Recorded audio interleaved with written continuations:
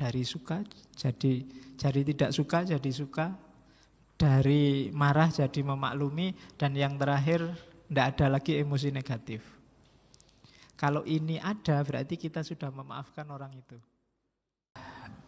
Malam ini kebetulan kita akan membahas tentang pemaafan. Ini saya agak susah ya nyari bahasa Indonesianya. Ada yang bilang permaafan, ada yang kemaafan, ada yang pemaafan. Yo, mbus sing bener sing di saya juga ndak tahu. Pokok itulah ya, bahasa Inggris lebih bisa memahamkan mungkin ya, forgiveness. Ya. Mumpung kita baru kelihatannya Syawal sudah habis ya Mas. Baru saja meninggalkan bulan Syawal. Baru saja selesai maaf memaafkan. Cuma menurut saya ada yang keliru cara kita menyikapi halal bihalal itu. Sejauh yang saya tahu banyak orang itu begitu selesai halal bihalal, mentalnya adalah mental bebas. Sudah habis dosanya, maka sekarang dosa kecil-kecil dikit-dikit tidak masalah, wong saldonya kosong. Jadi mentalnya mental santai. Mental sudah selesai, wong sudah minta maaf ke orang-orang, sudah sebulan Ramadan bertobat pada Allah, diampuni dosa-dosanya, maka sekarang free, bebas. Jadi mentalnya kemudian mental enggak apa-apalah dosa-dosa dikit. Yang penting kan kemarin sudah kosong saldonya, sekarang bisa nambah enggak masalah. Jadi problemnya itu yang bikin kemudian 1 bulan meninggalkan Ramadan, baunya Ramadan sudah hilang. Iya kan? Kan kelihatan aura-aura Ramadannya sudah habis, sudah selesai. Cahayanya sudah hilang.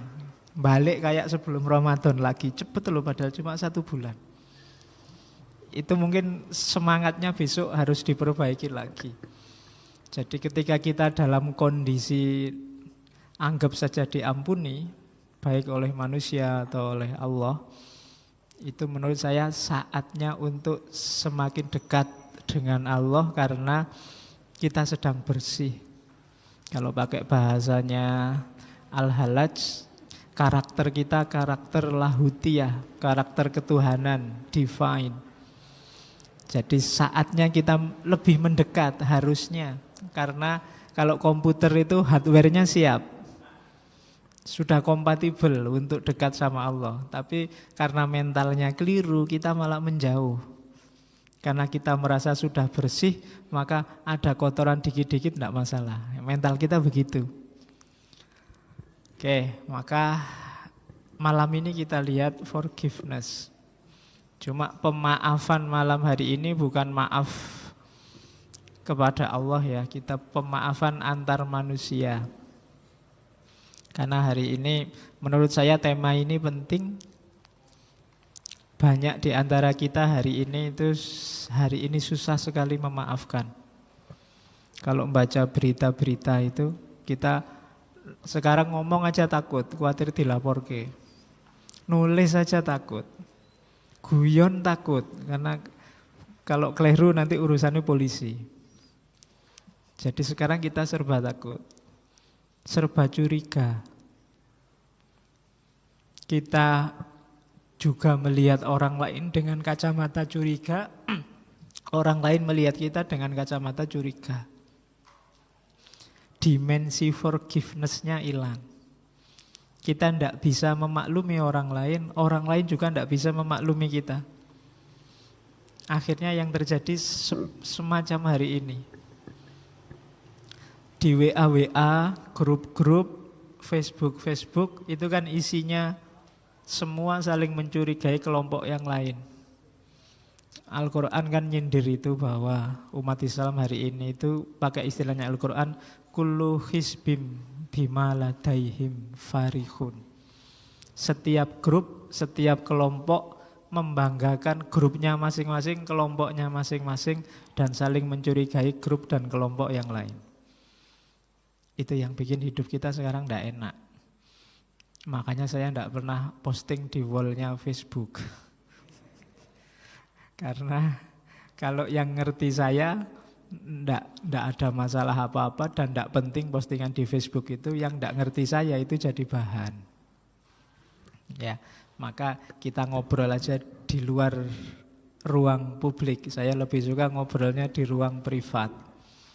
Lebih enak. Oke, bismillah, itu pengantarnya. Jamnya mati, Yos. Karena jamnya mati, jadi saya harus sering nengok-nengok. Oke, karena jangan sampai lewat jam 10. Kita mulai. Apa sih pemaafan itu? Maaf itu kata-kata yang akrab di mulut kita. Cuma jarang orang yang sampai masuk ke dalam memaafkan benar apa enggak. Sama kayak kemarin kebencian. Kebencian itu akrab dengan hidup kita sehari-hari, tapi kita tidak merasa bahwa dalam diri kita banyak kebencian. Maaf itu sering kita ucapkan, tapi kita jangan-jangan tidak tahu bahwa kita belum punya jiwa memaafkan. Ada banyak definisi tentang forgiveness, tapi saya suka definisi itu. Yang saya suka dari definisi itu, ada beberapa kata-kata yang menurut saya pas. Yang pertama, proses. Jadi maaf itu butuh proses. Susah maaf itu langsung. Kalau langsung itu biasanya bukan maaf. Mungkin basa-basi atau otomatis thought kayak kemarin. Nyenggol orang kesenggol dil. Maaf ya, itu biasanya enggak ada mikir panjang. Maaf beneran apa kayaknya enggak. Jadi ada proses pasti. Setelah proses, tapi proses ini proses yang disengaja. Kalau otomatis itu berarti enggak disengaja. Disengaja itu diniati benar. Kemudian sukarela. Ada orang yang minta maafnya tidak sukarela. Kenapa? Dipaksa. Kalau bapak tidak minta maaf dalam waktu 2 kali 24 jam, saya laporkan polisi. Nah, itu tidak sukarela. Tidak ketemu hakikatnya pemaafan. Orangnya minta maaf bukan karena dia memang niat minta maaf, sengaja minta maaf, tapi karena takut ditangkap polisi. Jadi ada unsur sukarela dan sengaja. Kemudian ada sikap mental yang berubah. Dari awalnya tidak suka, tidak berkenan, jadi memaklumi. Harus ada ininya. Kalau batinnya masih belum memaklumi, itu belum maaf, tapi masih basa-basi. Kayak kita kemarin waktu Idul Fitri itu kan salam-salaman dengan siapa saja. Itu 90% basa-basi. Coba kamu cermati, kan basa-basi. Ketemu temannya, minal aidin ya, mesti gitu. Maaf lahir batin ya, tapi enggak, itu basa-basi. Prosesnya enggak ada.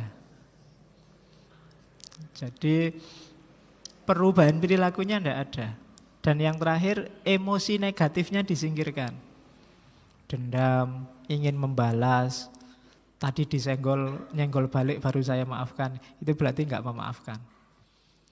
Jadi dalam maaf itu ada kesengajaan, kesukarelaan, ada perubahan tanggapan dari suka jadi tidak suka jadi suka, dari marah jadi memaklumi, dan yang terakhir tidak ada lagi emosi negatif. Kalau ini ada berarti kita sudah memaafkan orang itu. Tapi kalau masih ada emosi negatif, masih ada marah, sebenarnya saya masih marah ini, tapi ya sudahlah saya maafkan. Nah, ini marahnya masih ada, sebenarnya belum kita memaafkan dia. Ketika memaafkan, emosi negatifnya harus sudah hilang. Maaf beda di situ di paragraf kedua saya tulis maaf beda dengan kandening kalau bahasa Inggris. Jadi kandening itu ketika orang tidak menganggap itu salah, ya berarti tidak butuh maaf. Jadi misalnya kakimu keinjek, oh maaf ya, oh tidak apa-apa. Bagi saya kamu tidak salah, kamu enggak sengaja, bukan salah itu. Nah, itu kandening, itu sebenarnya tidak butuh maaf. Atau excusing. Excusing itu ya salah, cuma kamu tidak harus tanggung jawab. Itu excusing. Kamu minum teh terus saking capeknya tehnya kamu tendang biur, terus karpetnya kena teh apa kena kopi. Itu kan kamu merasa bersalah. Tapi orang-orang sekitarmu excusing. Bisa maklumin tidak apa-apa, kamu nggak harus tanggung jawab, ben tak miri wae sing nyuci. Nah itu namanya excusing. Yang kena kerjaan takmirnya sekarang. Jadi excusing itu juga tidak butuh pemaafan. Sudah dimaafkan duluan. Itu excusing. Ada juga yang forgetting. Orang barat kadang ada apa-apa forget it. Sudahlah lupakan aja. Itu juga berarti tidak butuh maaf. Sejak awal sudah dimaafkan. Ada yang pardoning. Pardoning itu kita melakukan sesuatu yang menyakitkan orang lain, tapi sah. Mungkin karena kita hakim. Hakim itu kan dengan ini saya putuskan kamu dipenjara 3 bulan. Kan kita nggak bisa bilang kejam sekali orang dipenjara 3 bulan. Loh enggak, karena memang dia ngomongnya sesuai hukumnya memang begitu.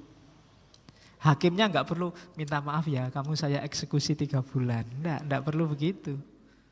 Itu dia sudah sesuai dengan hukum, sesuai dengan aturan. Itu namanya pardoning.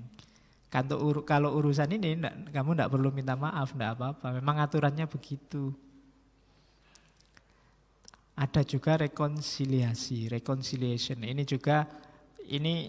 kenapa tidak masuk urusan maaf? Karena rekonsiliasi ini setelah permaafan selesai biasanya baru rekonsiliasi.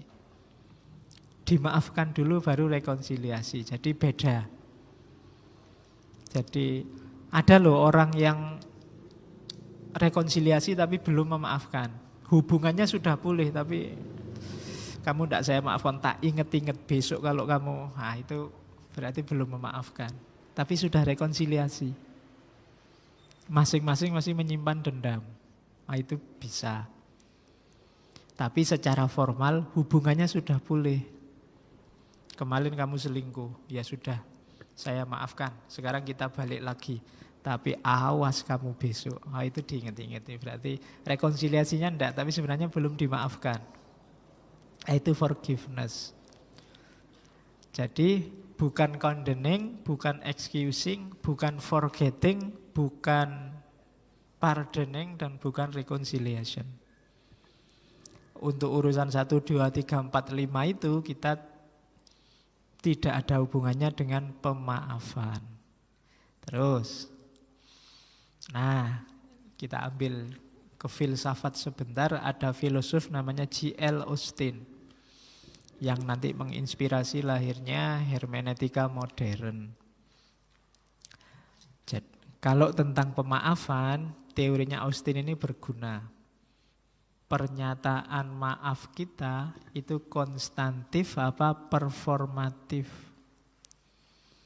Kalau konstantif itu hanya di mulut saja, ngomong kenyataan yang ada di mulut. Kalau performatif itu ada tindakannya, ada efek perilakunya.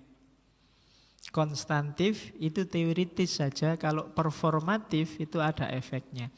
Konstantif itu contohnya begini. Sekarang hawanya dingin ya. Itu konstantif, hanya ngomong fakta. Tapi performatif, sekarang hawanya dingin ya. Makanya banyak yang pakai jaket. Itu performatif. Memakai jaket ini fakta baru, ada performnya. Hubungannya sama perilaku. Tidak hanya ngomong yang bisa diolah pakai akal. Nah, kalau permaafan apakah konstantif apa performatif? Kalau konstantif, ya kayak kamu Idul Fitri kemarin. Itu mohon maaf secara konstantif. Hanya di mulut, tidak ngefek. Setelah minal aidin atau sebelum minal aidin ya sudah kayak gitu perilakunya. Tapi kalau performatif, kemarin aku tidak suka kamu, sekarang setelah kita minal aidin wal faizin, perilakuku berubah padamu, aku mulai suka lagi. Nah, itu performatif.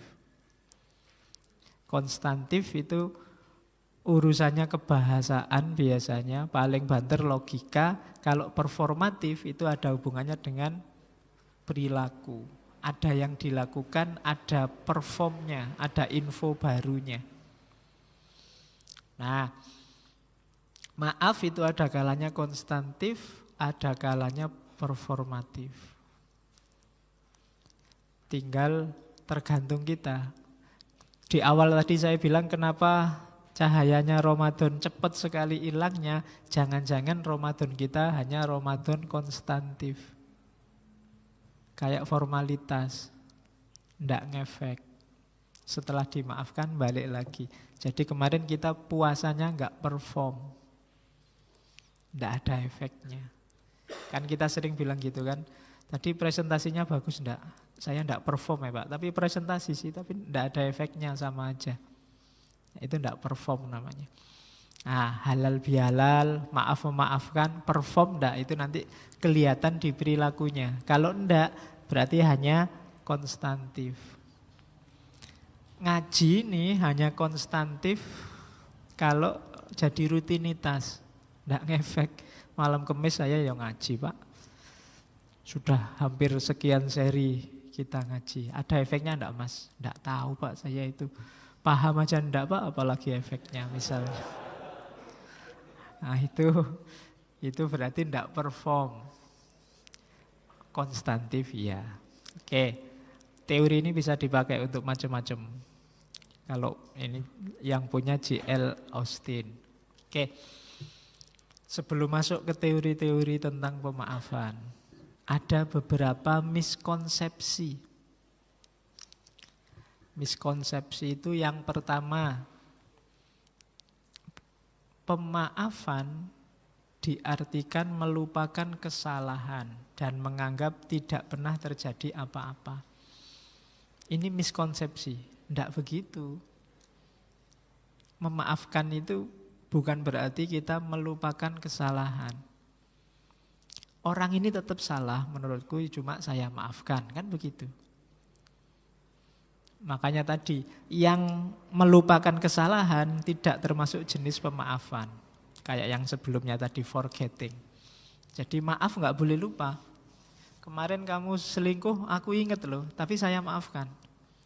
Dan akan inget terus, diselingkuhi. Kalau nggak inget terus kan nanti diselingkuhi lagi, lupa lagi. Selingkuhi lagi, lupa lagi. Enggak, ingat terus. Enggak apa-apa, enggak masalah. Kamu katanya memaafkan, kok diinget-inget. Loh, memaafkan bukan berarti melupakan. Ya, kalimatmu aku maklumi, tapi itu tetap salah kan. Dan aku ingat biar kamu nggak bikin salah lagi yang kedua. Jadi itu miskonsepsi. Ndak, maaf bukan berarti melupakan. Yang kedua, ada yang anggap maaf itu simbol lemah. Jangan dimaafkan. Hanya orang-orang lemah yang memaafkan. Kalau Gandhi kebalikannya, hanya orang-orang kuat yang bisa memaafkan. Ndak gampang loh memaafkan itu. Kamu yang disalahi, disakiti, diselingkuhi, dibohongi, dicurangi, untuk bisa memaafkan itu luar biasa. Maka katanya Gandhi, hanya orang-orang kuat yang bisa memaafkan. Jadi maaf tidak ada hubungannya dengan kelemahan. Kalau kamu nganggap memaafkan itu kelemahan, kamu salah persepsi tentang maaf. Karena jarang, nggak banyak orang bisa memaafkan. Kalau membalas mungkin, saya pengen balas Pak, nggak bisa balas, tapi ya itu kelemahan. Tapi kalau memaafkan enggak. Kalau mau saya balas Pak, tapi saya maafkan. Itu kan orang-orang kuat. Jadi maaf tidak ada hubungannya dengan kelemahan atau kekuatan. Kalau ada yang bilang begitu berarti miskonsepsi. Yang ketiga, pemaafan. Ada yang menganggap, Pak, kalau saya maafkan berarti tidak adil, Pak. Yang salah kan harusnya dihukum. Jadi antara keadilan dengan pemaafan ini dua level yang berbeda. Adil itu hak, tapi maaf itu keluhuran, kemuliaan, kebaikan. Agama menyuruh, kalau tiap kali khotib Jumat itu loh, innallaha ya'muru bil adli wal ihsan. Adil ini paradigma pas, paradigma hak. Orang yang jatahnya 30, kasihlah 30, itu hak. Itu adil. Tapi di atas adil ada ihsan. Ihsan ini melampaui keadilan. Jauh lebih bagus daripada keadilan. Harusnya kamu zakat cuma 2,5%. Tapi kamu zakatkan 50%. Yang 47,5% itu ihsan. Kita menyebutnya sedekah, sodakoh. Itu ihsan. Harusnya kamu nganternya cuma sampai jalan besar saja, tapi kamu antar sampai depan kamarnya. Yo, sampai depan aja loh ya, nggak boleh masuk. Itu ihsan namanya. Itu loh. Atau kalau mau adil, harusnya kamu tidak nganter juga tidak apa-apa, tidak ada hubungan apa-apa kok. Bukan apa-apa, pacar juga tidak, kemarin ditembak nggak mau. Jadi, tapi kamu paksain nganter, itu ihsan, bukan adil. Nah, maaf itu levelnya ihsan ini. Ya sebenarnya kamu disakiti, kamu dizolimi, kamu punya hak untuk balas, punya hak untuk menuntut keadilan. Tapi kamu maafkan, itu berarti ihsan. Jadi pemaafan itu bukan berarti ketidakadilan, tapi perbuatan yang baik, melebihi sekedar menuntut keadilan. Terus yang keempat, maaf hanya untuk orang-orang yang kita kenal atau orang-orang yang minta maaf. Ini juga termasuk miskonsepsi. Kalau kamu tidak minta maaf ya tidak saya maafkan. Nah, ini miskonsepsi juga. Ya kalau ada dia minta maaf ya, tapi dia nggak minta maaf pun bukan berarti kamu tidak bisa memaafkan. Kadang-kadang tidak usah nunggu orang minta maaf, kita sudah bisa memaafkan. Daripada capek-capek nunggu dia minta maaf. Apalagi dia yang kamu tunggu cuek aja.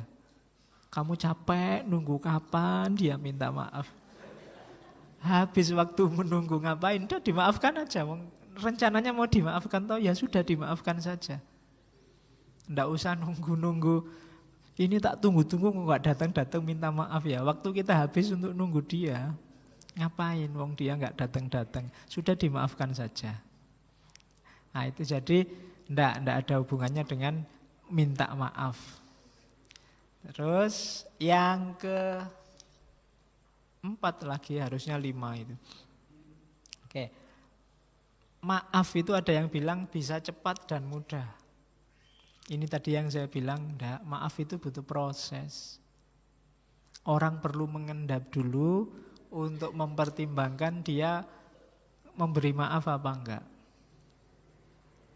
Kalau langsung dimaafkan itu biasanya tidak hakiki. Kayak tadi hanya konstantif, hanya di mulut. Kayak kamu minal aidin wal faizin kemarin itu kan hanya di mulut. Kalau diproses serius, misalnya Mas minta maaf lahir batin ya sebentar, kamu punya salah apa padaku, coba disebut satu-satu. Oh itu bisa nggak jadi dimaafkan. Ya kan? Jadi prosesnya nggak secepat itu, nggak seringkas itu. Ada tahapan-tahapannya nanti di belakang sebelum orang sampai benar-benar memutuskan untuk memberi maaf. Ya kecuali sama yang tidak kenal sama sekali, tidak pernah ketemunya setahun sekali, minal aidin ya tidak masalah itu. Cuma kadang-kadang kan memang ada memanfaatkan momen, besok aja minta maafnya, kalau Idul Fitri pasti dimaafkan.